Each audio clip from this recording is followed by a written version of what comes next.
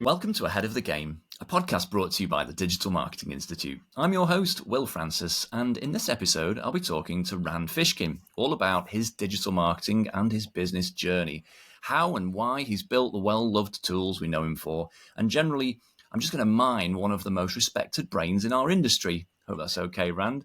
Rand is co-founder and CEO of two companies, SparkToro, the audience research software, and Snackbar Studio, an indie game developer currently working on their first title. He's dedicated his professional life to helping people do better marketing through his various writing, videos, speaking, and his book, Lost and Founder. When Rand's not working, he's usually cooking a fancy meal for the love of his life, author Geraldine de Ruyter. Rand, welcome to the podcast. It's great to have you. Yeah, great to be here, Will. And congratulations on pronouncing Geraldine's last name correctly. That is a feather in your cap. Oh, thank you so much. You will. Look, we in Europe, I've noticed we get that with American guests. Actually, it's not the first time someone's gone, "Oh my God, you pronounced it right," but we're surrounded by European names here, so I have an unfair advantage. Rand, it's a great time for you. I'd love to just get a sense from you, just to sort of zoom out, set the scene. You're a veteran of the internet. You've been you're pretty long in the tooth, a bit like myself. You've seen the various stages of evolution of it, of that.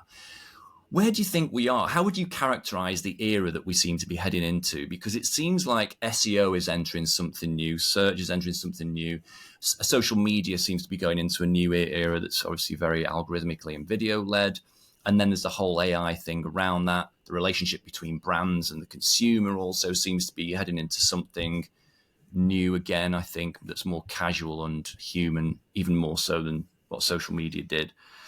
So what do you see as being the kind of atmosphere that we're all breathing, the environment that we're in these days? Yeah, I mean, I think what's interesting is we're in I think we have closed the gap from early stage to maturing to mature. The internet is a mature platform. The digital marketing opportunities that exist today, which there are plenty of them, but they are no longer early mover opportunities. So whereas, when I started doing SEO in 2001, 2, 3, very few people were doing it. And so you didn't have to be very good at it to make a huge impact for a business or a website.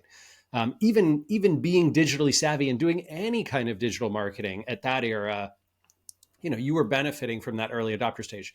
The same was true with social media channels, starting with, MySpace and then Facebook and Twitter and LinkedIn and Reddit and YouTube and all of them, as each of those platforms grew and became dominant in their respective fields, right? LinkedIn in B2B, YouTube in video, Reddit in forum and discussions, Twitter in text, although now, that's sort of dead, and Threads looks like it'll probably be the winner in that space. But again, no first mover advantage the way there used to be, no early adopter benefit. We're just mature in all these channels. That's true in all of the advertising sectors as well. It's true in PR. It's true in media. There's virtually no sector, especially after COVID. There's virtually no sector, large or small, of the economy almost anywhere on the planet that doesn't have sophisticated digital marketing talent, website operators playing in those fields. It's true that, isn't it? But, they were more tumultuous times because I worked at MySpace and I saw from the inside that whole thing just implode in such a short space of time. And I wonder if that could even happen today, because even when you look at Twitter, what's happened over there, I think, if that had happened 10 or 15 years ago, a buyout by an erratic billionaire, I think it would have happened much quickly, that just this overnight. Whereas actually it's not. I mean, it still has millions of users. So there's definitely, the concrete has set a bit, hasn't it, on the landscape? It's less fluid for sure than it used to be.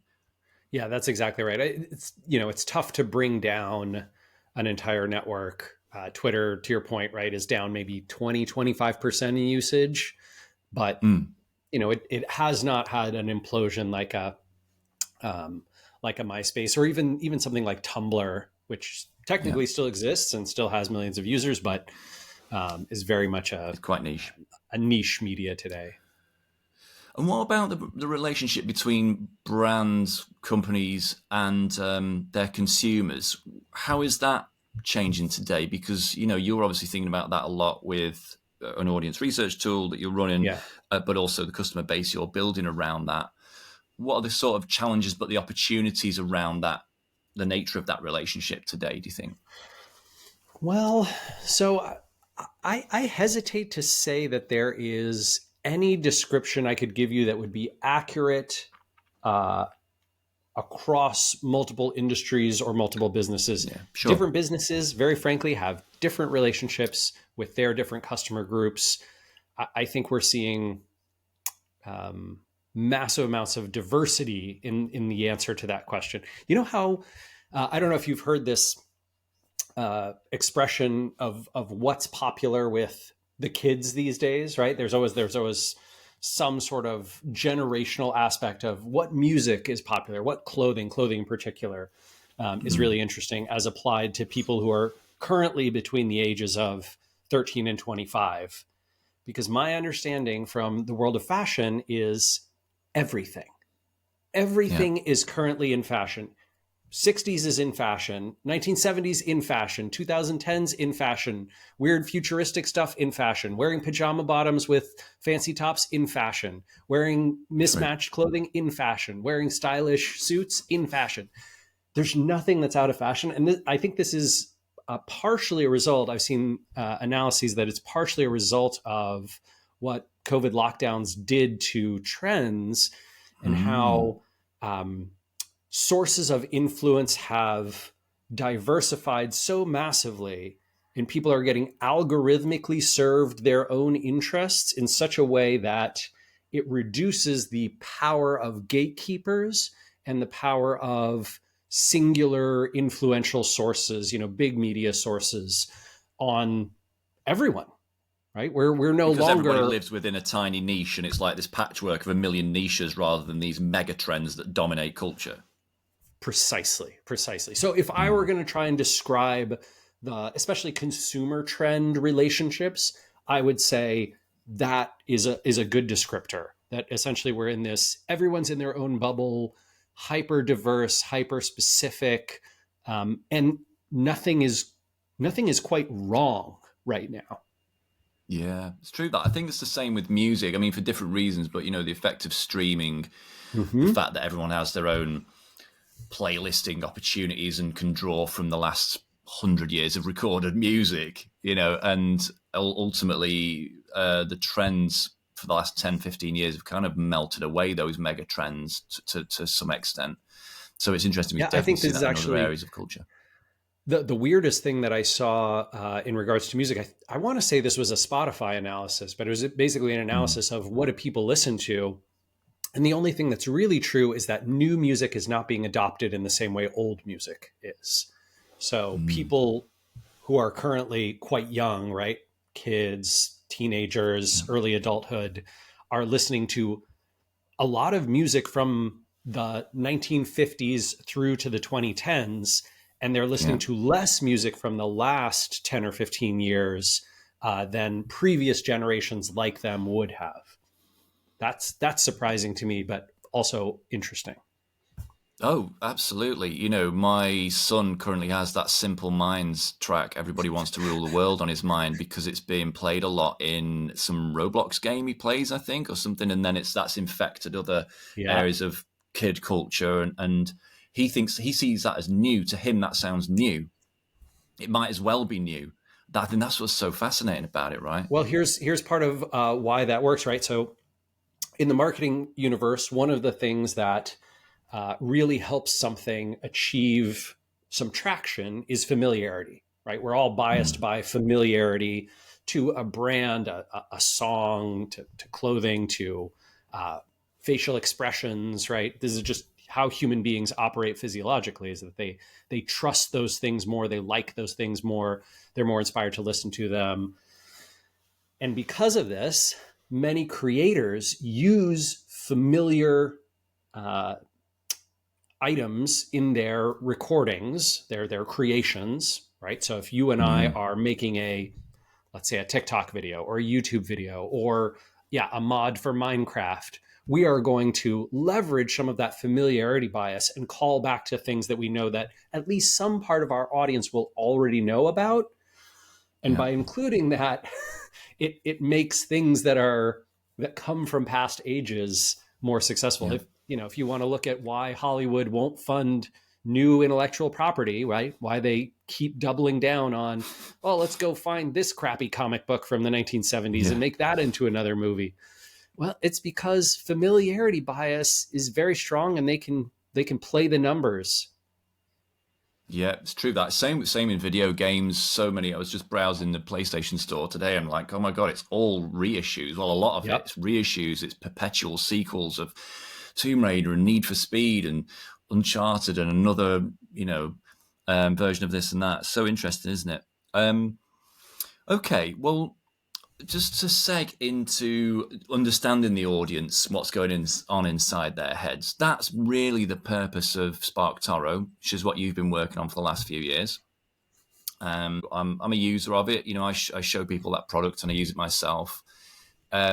It's really good. What's the aim of it? Just for our listeners' benefit, what is the aim of that product? Well, our customers are actually, speaking of incredibly diverse, our customer use cases are very diverse. We have boards of trade and economic development who use SparkToro to help businesses in their country try and understand, American or British audiences and what they pay attention to, read, watch, listen to, so that they can go to market in those places. We have folks in the SEO field who use the new V2 of SparkToro just for keyword data, right? Because the keyword data in there is quite different from what you would find in a traditional SEO tool. And so they log in and export the keyword data and then put it in their favorite SEO tool of choice and do their analyses that way. We have folks in the PR field who use SparkToro almost exclusively to just find new PR opportunities. Like, oh, here's a blog, or here's a YouTube channel, or here's a podcast, here's a webinar series, here's someone with an email newsletter that's very popular with this particular audience, and that's who I want to reach. And so I'm going to help my client do that. Event organizers use it to try and figure out who should I invite to be the speakers at my event.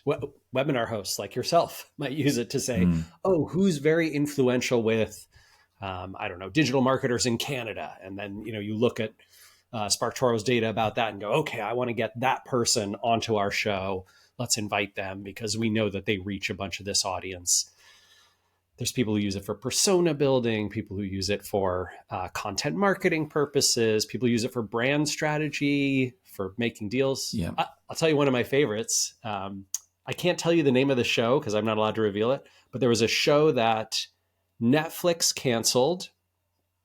And this marketing team that works in Hollywood basically reached out to us, got a bunch of data inside SparkToro, and used that data about who talked about the show online, searched for it, was into that show, used it to pitch it to one of the other streaming services and put the audience data in their pitch and won another season of the show with it, which I was so excited about. Oh, that's brilliant. Yeah. I mean, that's a good explanation about how the product works, because you put in a keyword, a thing, a phrase, and as it leads you to say, it's, I want to know about people who are talking about, and you put in that, you fill that blank, and it shows you, like you say, their media diets, or what YouTube channels, podcasts, subreddits, media outlets, but also some demographic stuff, what kind of hashtags they use in social, and this kind of sort of builds this picture, doesn't it? And so that you can understand that particular, like we've talked about, this patchwork of a billion niches that make up the internet, and you can zone in on those, each niche that talks about a specific thing or a general thing, because at different sizes. And that's what's interesting. But I'm sure I read somewhere that, and correct me if I'm wrong, your aim was around, for the customers, that was actually quite expensive previously. It was hard and expensive. It's and so hard. Bring it down to the sort of small business. Am I right about that as being the sort of your original idea?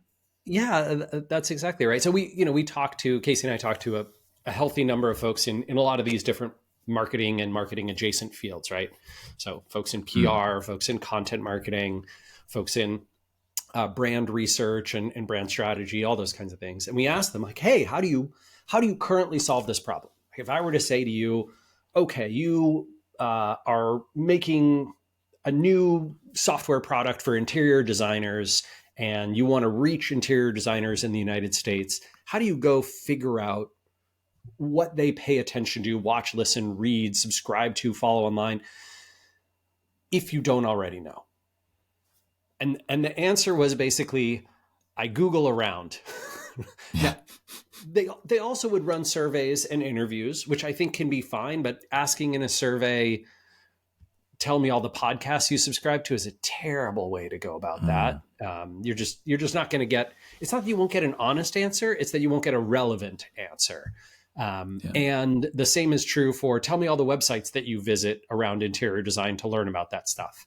And you'll probably get name drop the top 2 or 3, which is okay. But what you really want is, I want 500 of the ones that are most read by interior designers, and show me which ones get relatively high engagement compared to their whatever social following or compared to their audience size, because those are the hidden gems that I'm really interested in targeting. They probably have lower advertising rates. They might be willing to take a guest pitch, all that stuff. So we asked around, people did not have great answers to this. And the only solutions, the only software solutions, data solutions were extremely expensive, tens of thousands, hundreds of thousands of dollars a year, which is, no small agency, no small business can do that. So we wanted to do it for the whole internet. And yeah, that mission has been fun to follow. Yeah, absolutely. And obviously you came to that with a personal brand that you built. I'm interested to just know, it has pluses and minuses as well. Yeah, what did you learn about personal brand building? Because you that didn't happen by accident. Just for listeners' clarity, you didn't accidentally become well known because you'd built Moz. You were very much put yourself at the service of that brand. You got out there, You did the conferences, you did videos and created content. So you used that as fuel for the brand. So what did you learn anyway about personal brand building as you were doing that? I'm curious. I mean, a tremendous amount about what works and doesn't, which I'm going to say is very individual to different people. I don't think there's one way to build a personal brand. And I would also say it's not right for every entrepreneur or founder. It can have lots of negative drawbacks. Never mind the, whatever, online hate and threats and those kinds of things. But just from a brand positioning standpoint, I have found it to be incredibly challenging to make any sort of transition. Something that people for sure really like to do is pigeonhole other people in their mind. If you think about your friends and I say to you, hey, do you know anyone who's a plumber? And you might say, oh yeah, my friend so-and-so. No, wait, maybe they left plumbing. Oh my God, they left plumbing 25 years ago. Gosh, I just, I always think of them as a plumber. Yeah. Now imagine that on the internet, right? At scale with hundreds of thousands or millions of people. Yeah. So I'll give you an example. Even in my Moz years, so Moz for its first, I guess that would have been its first 5 years of existence, maybe 6, 2003 to 2009, Moz, the business, offered SEO consulting. At the end of, at the latter period, it was mostly software, 2007, 8, 9, it was mostly software. And in 2009, it cut off its consulting business entirely, did no consulting, only did software. But for a decade, more than a decade after that, in 2020, I got emails, even though I was no longer at Moz, I would get emails saying, hey, Rand, I'd love to work with you and do some SEO consulting at Moz. And I went, well, friend, I don't work there. And it hasn't done consulting in 11 years. So I'm happy to recommend some good folks who can. And they're like, oh my gosh, I'm so surprised. I heard great things about you from whatever, so-and-so at Zillow, like, yeah, I worked with them in 2008. It's been a while though. But those kinds of things stick. And you can take advantage of that. right? By sticking with one thing your whole career and really building on it. But it can also Well, be you a have to lean drawback if into a you want thing to to change. start with, don't you? You have to pick a Yeah. thing and lean into it and lean really hard into it. But you got to commit to it.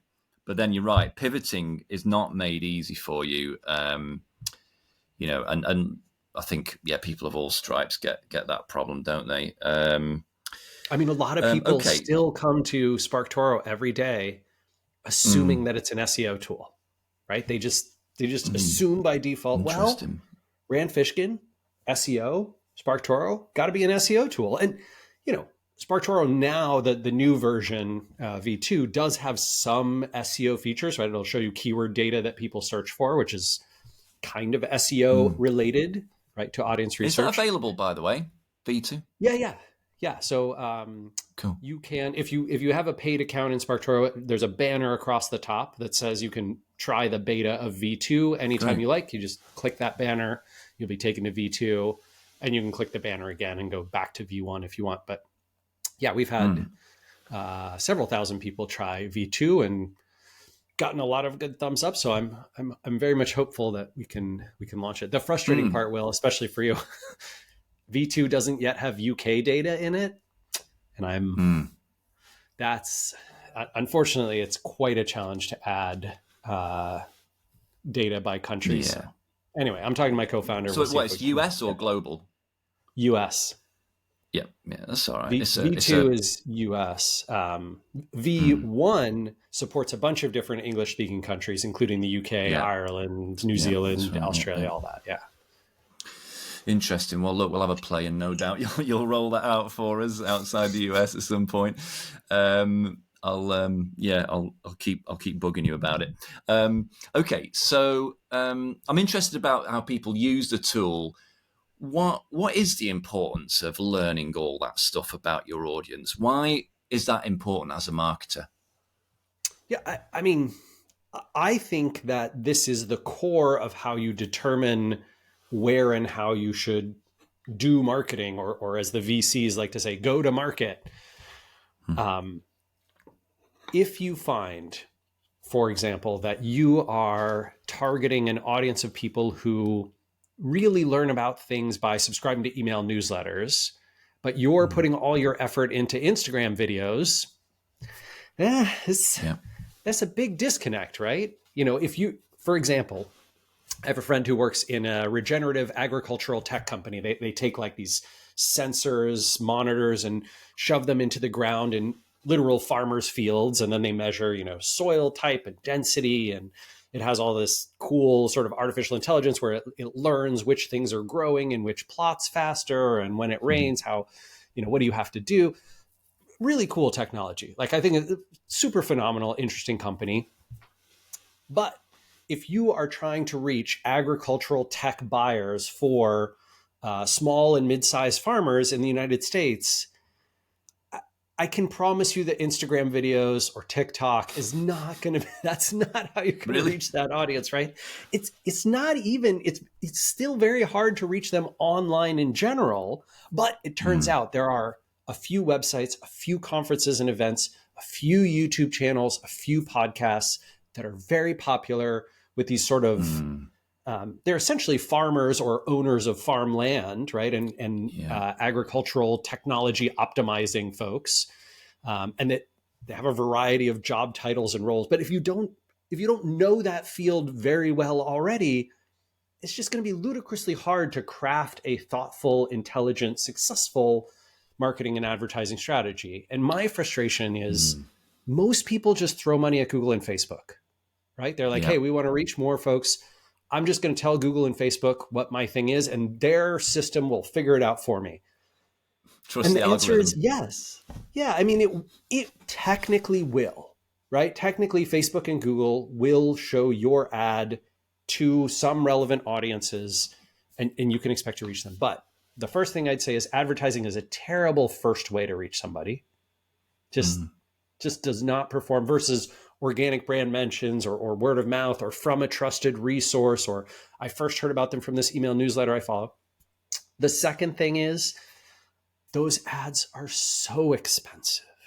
They are so relatively expensive compared to all the other things that you could do, right? Google's whole business model is, hey, Will, I noticed that you're making $1 of margin. Can I have 99.99 cents of it, right, to reach your audience? Yeah. That's how Google grows their business. And I think that kind of sucks. It's boring. It's expensive. It's not creative. It's not thoughtful. If you want to have a competitive advantage in marketing, I think you have to know who you're targeting and where you can reach them with the right message at the right time. That's how you get that advantage. Yes, but it's about really knowing them. It's about getting in their heads, isn't it? And really understanding what resonates with them, what they care about. We've been talking about that for years, this kind of customer centricity. But Yeah. do you think companies are getting better at that? I Or are think they relying too some, much on the tools like you talk about? let's see, I think both things are true at once.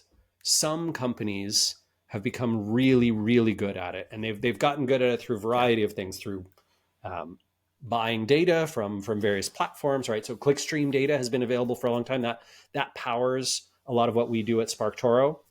So it's essentially like a large anonymized panel of Mm. mobile and desktop devices, and they sort of like a Nielsen TV family, right? They send every URL that they visit back to the mothership, which aggregates them, anonymizes all the data, and then resells it in packaged form. Comscore has been doing this for years. Nielsen's been doing it Yeah. for years. We buy data Yeah. from a company called Datos. SimilarWeb's quite popular in the digital marketing universe that does this.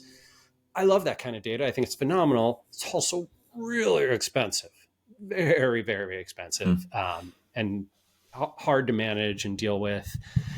But yeah, my sense is like if we at SparkToro can sort of democratize access to not just clickstream data, but sort of audience understanding, more people will be able to invest in that. Because right now, the brands that are becoming more not just customer centric, but data driven in their Yeah.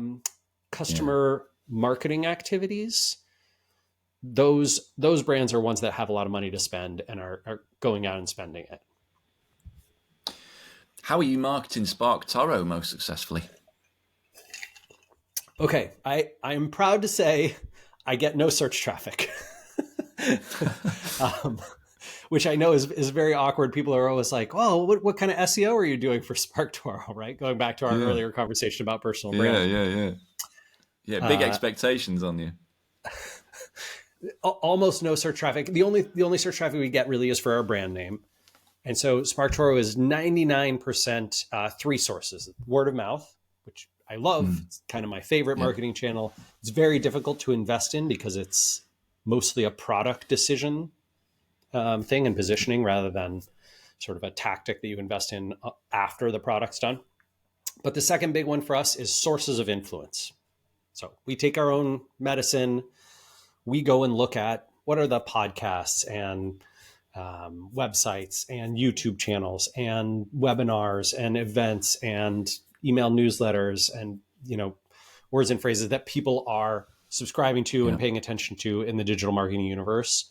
Obviously, because of my background, I have a little bit of extra benefit there, right? And Amanda does too. Amanda's my colleague and our VP of marketing.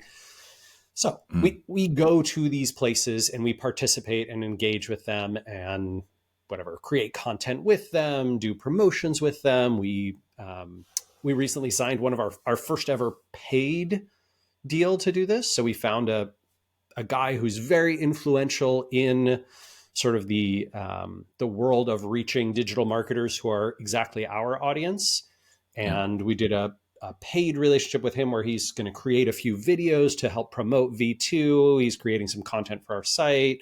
We're doing a Right. joint webinar together. We're sponsoring his, I think it's a video and podcast series that he's launching that's all around topics that we like as well, but it reaches the audience that we want to reach. And so we said, this is a great deal. I think we're spending somewhere in the low tens of thousands of dollars on that. Yeah. But it's experimental, but I think it's interesting. And the third Mm. one, the last one, is our email list. So when people come to SparkToro.com, you can sign up for free for a SparkToro account, and then you play with it. It's unlimited free use. So we don't have a free trial where you put in a credit card. That's what I did at Moz. But Casey and I didn't like that structure for SparkToro. And so, several hundred people every week come and try the product for free. And then they get on the email list. And we do a lot of nurture campaigns. Many of them sign up for Amanda's email newsletter that goes out. And seen that. That turns into a lot of marketing for us as well. And Amanda, your VP of Marketing, Amanda Natividad, she is also building a personal brand. She does a lot of social media content. She creates courses about content marketing. That's interesting as well. So you obviously hire people who are interested in doing that, but also give your staff the space to become, the time to become personal brands, right? Do you believe that's important? I don't think it's right for every business, but I'm quite passionate about it being right for us. And I think that, we're a very, very weird type of business. Well, SparkToro is 3 people, myself, Casey, and Amanda. We aim to work French working hours or less, right? So 35 hours a week or less. Nice. And very often we have weeks where we can put in 20 hours or less. We are more like European workers than American ones, right? We take probably 30 days of vacation. I was going to say 35 hours a week sounds quite normal. But I know what you mean. Yeah. Sounds quite normal to you. But let me tell you, when American hosts hear that I try to aim for 35 hours or less, they're like, well, how is that possible? How can you possibly build a business? Aren't you afraid that one of your competitors is going to destroy you? And I don't believe that amount of hours worked is the thing that will make our business successful. But I do think things like a lot of freedom and flexibility and giving people the tools to do not just their best work, but to focus on the things that they believe will be the most impactful is super important. So if Amanda told me, you know what, I want to dial back the personal brand thing, I'm not excited about it anymore, I'm really going to focus on whatever the email list and nurturing and a lot of our campaigns inside SparkToro, a lot of optimization on the site, I would say, great. If that's what you think is best to do, go for it. I'm happy to brainstorm some things that fit into that, and I'm sure Casey will too. But Amanda is very passionate about her personal brand. She's had a lot of success with it even before joining SparkToro. Yeah. So why the heck not? I'm thrilled to be able to give Amanda the freedom and flexibility to work on the thing that she wants to work on, and also gives benefit to SparkToro. I think because of that freedom and flexibility, because of that trust, we check in with each other almost never, right? We have like a meeting a month. I don't know what Amanda's working on this week. I'm sure it's good. I have no doubt, right? Yeah. She'll let me know if she needs help. A lot of trust required there. Ton of trust required. Yeah, absolutely. Which is great. Interesting. So I can see how that works.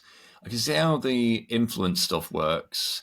The word of mouth, how do you drive that and how do you track it, or can you?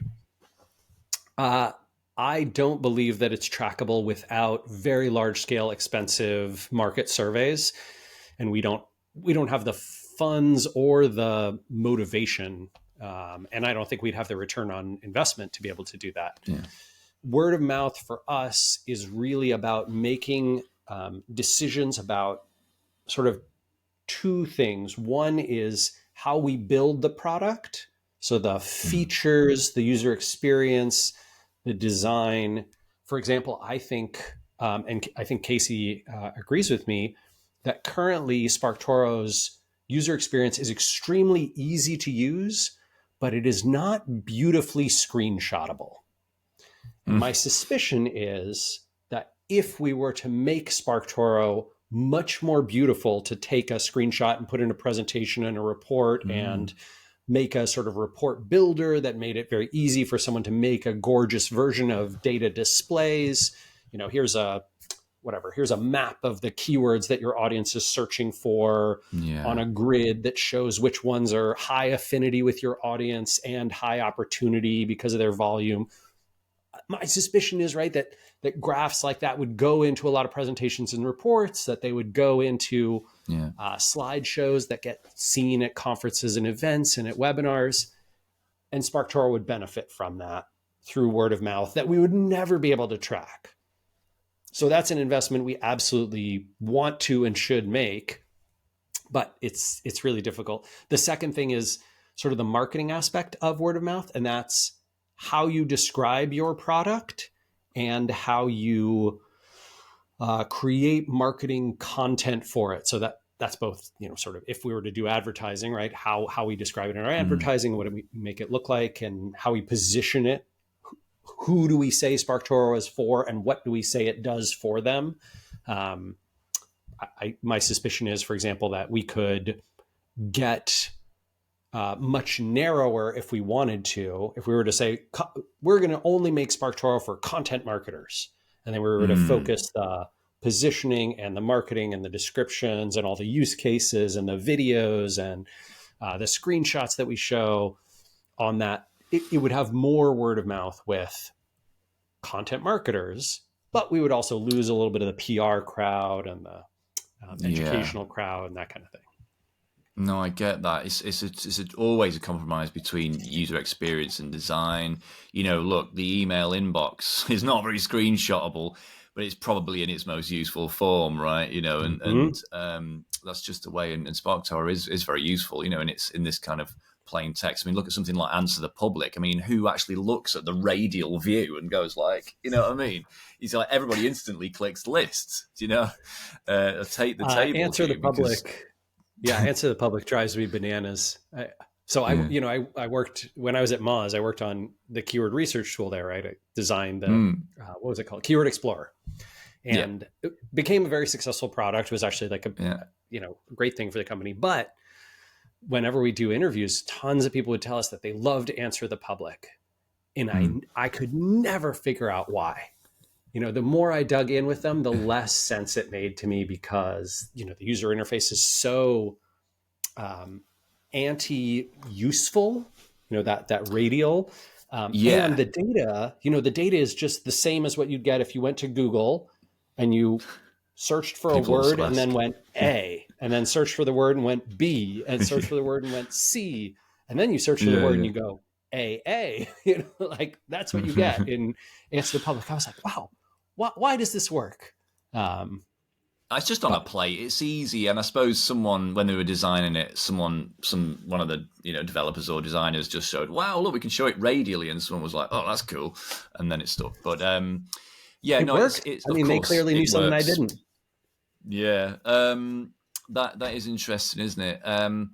Okay, and in terms of the way that people get insights from SparkToro, have you noticed certain patterns in behavior of your users? Have you noticed them hunting down very specific things about the audience? Because what I'm leading to here is I'm going to ask you, maybe the next question is going to be, what do you think the most important things, if you had to shortlist them, that we should know about our audience are?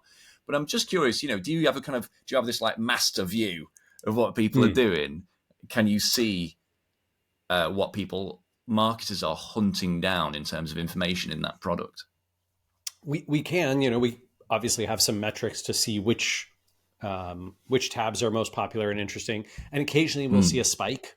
Someone will do a YouTube video about, hey, here's how to use SparkToro for figuring out which subreddits your audience pays attention to.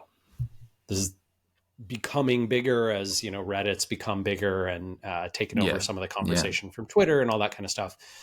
Reddit's also getting a ton of Google traffic. So there's some people who are like playing with the idea of, hey, maybe I'll just post my stuff to Reddit and then hope it gets upvoted and indexed by Google there, sort of using them for barnacle SEO, as we used to call it. And that drives some of those spikes. But, historically, the things that were always the most popular were websites that my audience visits, the hidden gem websites. Once we Yeah. added that hidden gem tab, people love that. The videos, so YouTube channels, that Yeah. was always a big one. And then demographics. I was quite interested to see that a lot of Mm. people are very interested to know But that's hard really. to get. That's really hard information to get elsewhere, you know. I guess so, yeah. It's not hard for us, right? So we just get it from LinkedIn. So LinkedIn has, we have Yeah. a few 100 million accounts. It's only the public data that we get from LinkedIn, right? So if you were Google and you're Mm. crawling LinkedIn, that's all that we can see. But a ton of people, I think something north of 70% of people put their, gender, birthday, Yeah. all Yeah. sorts of other stuff in LinkedIn, job title, role, description, keywords of skills and interests that they have, et cetera. But then when you get those profiles, right? So we just connect those up to websites, keywords, the clickstream data, and the Google search data. Nice. And when we marry those three things, we're able to say, okay, people who search for regenerative agriculture technology are 70% Yeah. men. Is it perfect? Mm. No. Is it probably within plus or minus 5%? Yeah. Yeah. I'm pretty sure it Cool. is. Um, It's and interesting.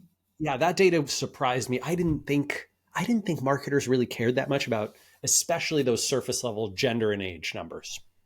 Like, that surprised I me. think it's persona building. I think that probably I would imagine, you know, and again, it's not easy to just grab somewhere. I mean, obviously you can go and get it, but the idea that you can just like hit that tab and go, right, there you go, screenshot that, stick it in your persona or your deck or whatever. Great. I think it's really good for that. Actually, back to but you were marketing, the stuff about marketing, SparkToro. I'm curious, why have you not like done a HubSpot, as it were, and just thrown tons of keyword rich article content at the internet to bring in organic search traffic? Because we glazed over that a little bit, because again, that's something you would expect you to do. I mean, Yeah, curious as to why that's not a priority. so two big reasons. One, the difficulty of ranking a relatively new domain today compared to 15 years ago is ludicrous. So SparkToro does publish a good amount of content. I've published a lot of big research studies there. In fact, some of them have gone incredibly viral. So I did some research a few years ago about the zero-click search problem in Google, right? That Yeah. essentially a higher and higher percent of Google searchers don't click on anything because Google solves the searcher's problem for them. This is one of the reasons that I'm not all that big on the AI answers thing. I think Google's already been doing that for forever. Maybe True. it'll Yeah. accelerate, but anyway. So I published a bunch of research around this. It was cited in Congress. It got, literally hundreds of thousands of people, maybe north of 1 million people visiting the blog post alone, shared all over the Wow. web. I had a call with Lena Khan, who's now the head of the FTC, appointed by Biden. Like, fascinating stuff. Really interesting. Went all over the place. SparkToro doesn't rank on page 1 for Google zero-click searches or zero-click research or any of these things because, well, Search Engine Land wrote about the research. They rank for it. Search Engine Journal wrote about the research. A bunch of other blogs that Yeah. have been around on the Yeah. internet for 20 years, they wrote about the research. And so we're not going to rank. Even if we sort of do perfect on-page SEO, it's Yeah. going to take us years before we start ranking. I will say, well, once I start seeing SparkToro show up in more rankings, once Google sort of considers us to be more of an authority, which I Yeah. expect will happen eventually, Yeah. then I'd be willing to invest more in it. The second reason is, who's going to do all that content? There's only 3 of you. Yeah, I mean, Casey's not doing it. I don't have time to do it. Amanda No. focuses on other things. Content creation, keyword rich content creation is not her passion. No. So very frankly, we'd have to hire somebody else. I think probably will that eventually happen? Yeah. Yeah, no, I get that. I mean, what you're talking to there is overall SEO difficulty, aren't you? And the off-page, I'm just putting it into the sort of, terms, but off-page difficulty currently is high because you've got low domain authority. And even with the best content, yeah, you're up against those that always rank there on page 1. Interesting. That's really interesting. This is just a personal sort of Mm. It sticks in my craw the kind of content that Google ranks today. I I know. I I really know. I really don't like it. I don't find it engaging or interesting. I agree that it is useful to answer short questions that you have, right? Like Yeah. whatever. How old is Tom Cruise? It's like Yeah. boom, there's the Yeah. article. I want to see, okay, show me the yacht that he was on. Like, all right, it can do that. But, I want to do a deep dive breakdown of why word of mouth marketing has to start at the executive level and the product design level, not after the product has been created. That article is never going to rank for anything.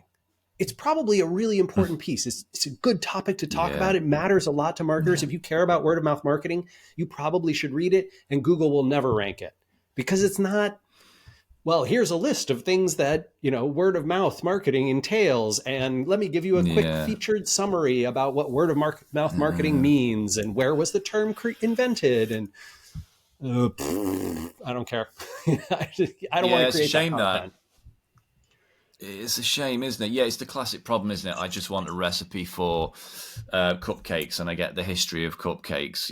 3,000 words later, I might get the recipe. So that is an issue, and maybe that's why more search activity is moving over to social and other places, because we feel like we'll get the answer faster. I think people are getting a little bit jaded with that. Well, can AI save Google? And do you think it can actually make it more useful and cut through that? Gosh, I think Wall Street mostly believes the inverse, that AI is a big threat to Google. And Hmm. I can't quite decide for myself. I don't play the stock market at all. I don't. I think technically we have like a person. We have like some index funds that mean Yeah, that we yeah. hold some shares. So Somewhere I can't it's say I don't. yeah. I have no Google stock or something. I don't actually know if I have Google stock. I might have Google stock. I'm not sure. But what I can say definitively is I don't play the stock market, and I wouldn't place my money bets on Google winning or losing from AI. I don't think that I think that prediction is um, like playing the lottery right now, just unknown. Yeah, I agree. Go on then. I have to ask you, what do you think will be the impact of AI on marketing, both on jobs but also just the quality of the marketing? Let's see. I think it can be very useful and provide a lot of efficiency in certain aspects of marketing. Content creation is a really good one. So, for example, Mm. I had a project recently where I had to categorize tens of thousands of rows of data. It was Mm. it was human inputted text, not from a survey but crawled from the web, and I needed Mm. to analyze not exactly sentiment but categorize each of those into various buckets that they fit into. Historically, I'll tell you what I would have done. I would have paid an intern. I would have been like, "Hey, go through this. Yeah. I want you to do 200 of these a day for 2 weeks, and that'll get us through the whatever first 5,000, and then I'll categorize those, and we'll see if it applies Mm. to the rest of the data set." Blah blah blah blah blah. Now, I just plug in the ChatGPT Excel plugin, and I Yeah. say, "Here's my prompt. Go categorize all these for me." Boom, done. Great. Make my beautiful chart, produce my piece of content. I love it for that. I think it's just fantastic for that. It's great for code reviews, makes programmers a lot more Yeah. efficient, but it also creates a ton of low quality junk, stuff that nobody wants to read. And unfortunately, a lot of marketers, I'm not I don't mean to put you on the spot, Will, right? But when you ask the question, why didn't you do the HubSpot thing and just create a ton of content like you did at Moz, rank for it, earn customers from that? There are a lot of entrepreneurs and marketers who think that way.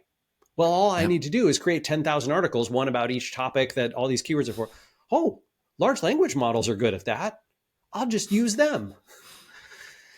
And let me tell you, friends, um, that content does two things, right? One, performs on average quite poorly in search engines. And Yeah. two, does not imbue visitors with unique voice, trust, liking, familiarity, recognizability, all the things that sort of make for great marketing. And I think that stuff is flooding the internet right now. I think it is flooding Oh brands. I yeah. think there's a ton of people who falsely believe that they should be adopting AI and large language models for all sorts of things that they should never be using them for. I think there's probably, as we're recording this, 100 other thought leader influencers in marketing who are telling marketers on some other webinar or recording, if you're not using AI, and I like these 5 AI tools for creating your content, and it's going to generate these things, Google won't know what hit them when you blast them with your large language model content from my new tool. and and they're buying it, right? They're buying it and they're biting and they're putting it up on their sites, and it sucks. It's mad. I mean, the phrase that I always keep in mind is informational gain. That's what I always tell people. Content has to have informational gain. It has to bring something new, research, opinion, information, whatever. But if it doesn't have that informational gain, it's just regurgitated stuff from elsewhere. Google's algorithm doesn't have to be very advanced to spot that. And that's, I would imagine, part of a lot of people's job in the Google search team is just keeping out that torrent of stuff, because Google is the librarian of the internet. And it used to be dealing with just the odd person turning up saying, "Can I put my book in the library?" And now there's like hordes of people trying to crowd the library. No, what's going on? So, but without that informational gain, you're right. What does it say about your brand? You want people coming to your website and seeing that?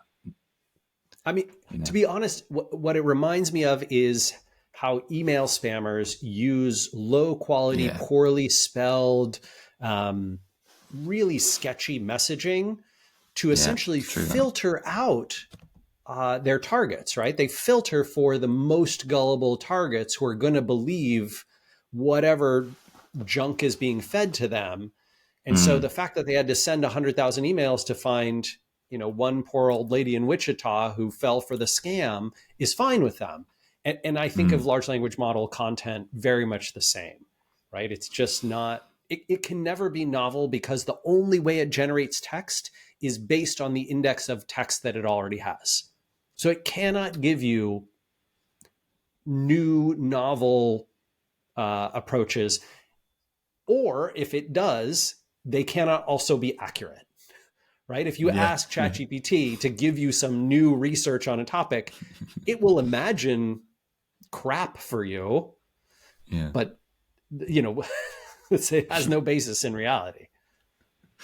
Yeah, true. And again, that's probably not great for the brand. Also, have you ever tried asking it to be funny? Yeah, I've asked it loads of things like that, but it's not very funny. It is. When the kids talk about cringe humor these days, anytime I look at ChatGPT, I just see a complete lack of humor and very much a lack of humanity, right? The way that you interface with another person and connect with them and have that, it has that robotic CEO who's been invited on CNBC, which is a television news station where people talk about boring business crap here in the United States. Not to crap on them. Fox Business is no better, right? Pick your, I'm sure other than that one famous video of the kid going into the guy's room, the BBC's financial, services is no better. But it reminds me of that, right? You've been PR coach to not say anything interesting, by which you're also not saying anything brand damaging. And that's kind of what I get from ChatGPT. Well, it's true, isn't it? And I'm not, I'm not trying too hard to bring this round to be like an advert for SparkToro or anything, but that is the whole point about persona building and understanding the audience. Is so that the more fine and granular that fingerprint is, the more perfect you can create this content that maximally resonates with them, and that can never be generic. It's the opposite of generic.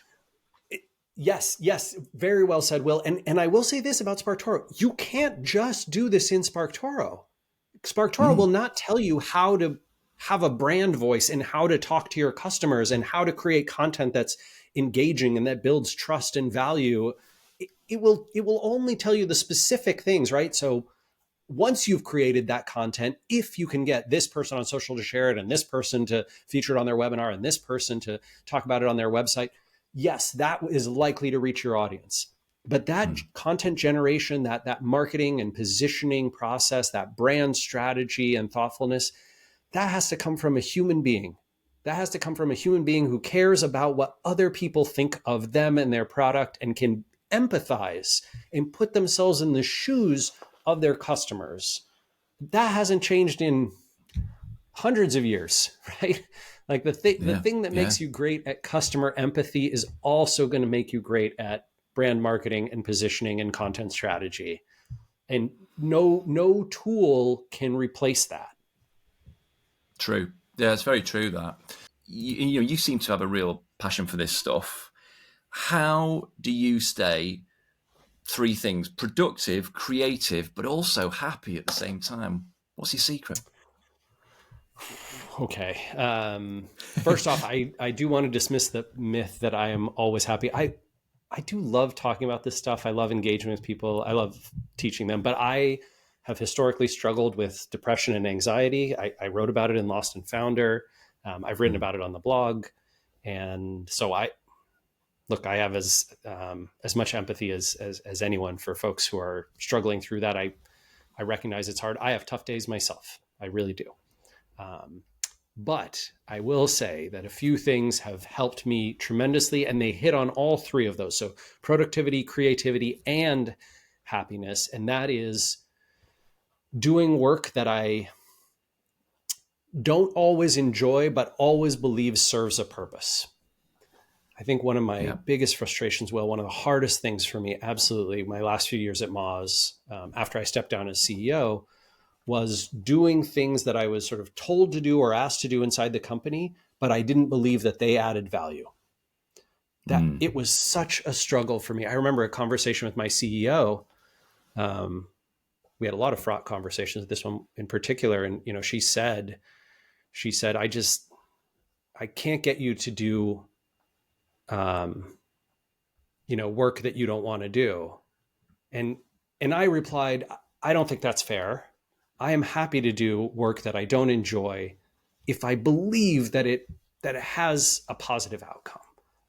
That is something that's really sacred and important to me in all my companies now and in my personal life. I think this is one of the reasons I have to be CEO. It's because I get to control those things. Well, it's true, isn't it? Like if you look at literal, not metaphorical, but literal mountain climbers, it's awful. I mean, it sounds like hell. Awful. But because you know that there's this bigger aim, this bigger goal, you don't mind, right? You don't mind the momentary kind of suffering. Okay, that's the interesting. The joy of being able to. This it's a silly thing, right? But like when the other network picked up that Netflix show that got canceled, I don't know if SparkToro's data was the instrumental thing. I'm sure there was a big calculation, but when they came back to me and told me that happened, I just cheered. I thought to myself, oh my God, look at what we've done. This is so great. This is going to help so many people solve their problems and for a really affordable price. That got me excited. The second piece that I would say in there is I have to get a lot of sleep. If I work myself to the bone, so, the 35 hours thing, this is across both the companies that I run, by the way, right? So Snack Bar and SparkToro for me, I can't have them taking up, all my time and monopolizing that. I have a lot of other personal interests and obligations and, family and friends stuff that I do. I try to get regular daily walks, right? Get my 10,000 steps and all those kinds of things. And that, that feeds into it. Like I have to be healthy in order to be happy. And I have to be happy and healthy to be creative and productive. Yeah. I bet a ton of your listeners and viewers will resonate with this. There are days when I get up and I haven't had a great night's sleep and I'm stressed out, and just getting through the first 30 or 40 messages in my inbox is like a 5-hour process. It takes me forever. I sit at the screen, I stare at this email. Okay, I don't know what I want to say here. And other days, including days when I'm on vacation, I'll get up, I'll look at my inbox, I'm well rested, I'm relaxed, everything's going great, I don't have any calls or anything like that. And I will get through those same 40, 50 emails in 60 minutes or less. The whole Yeah. day, the whole day's work is done in an hour or less. And the difference is not it's not the person. I'm the same person. It's just that when you are well rested and happy and relaxed and you've had all these things going for you, you're productive. Like you can breeze through work. If you've ever come back from vacation and been like, wow, I can't believe I caught up on everything over 2 weeks in a day. Yeah. There you go. Yeah. No, it's true. It's true. You got to be kind to yourself and give yourself that time to relax, recharge, and live a life for sure. And one last question for you: like, why this? What did you want to be when you were kind of like 10 years old? I don't know whether this is embarrassing or predictable, but my parents like to tell the story of when I was a very young kid. I think I must have been younger than 10, maybe 6 or 7. And I was asked, maybe by a friend of theirs or something, oh, what do you want to be when you grow up? Or asked at school. And I said, I want to be a dog. Because everybody loves dogs and people are always sweet to dogs and they pet them and take care of them. Nobody gets mad at dogs. That was my... How were you going to do that then? What was the... you didn't plan... Just the mind of a child. Yeah, right. To me, it seemed just as reasonable as firefighter or mountain climber or I love that. Marketing entrepreneur. I love that. Well, if it makes you feel any better, when I was 6, I insisted that I was going to marry our family dog, Sally.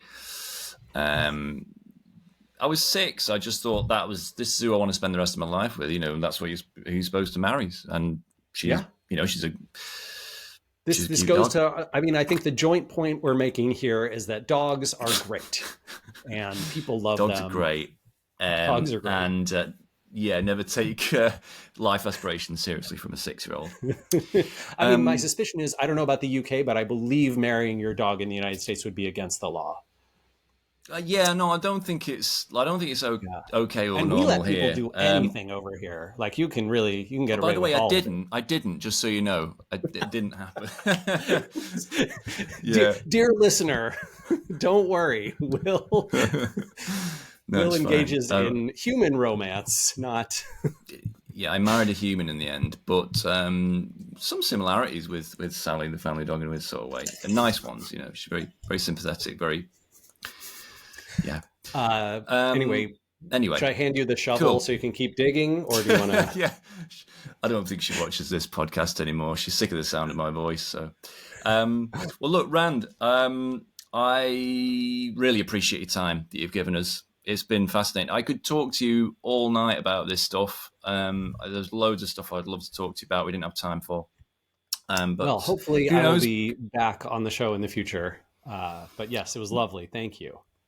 We'd love to do that. Yeah, thanks a lot. Of course, one last thing to ask you. Where can people find and connect with you online?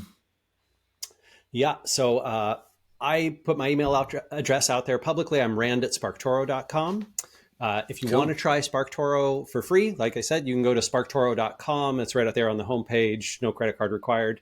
And if you want to check out the video game, you can put your email into snackbarstudio.com and we'll send you an email when the video game launches.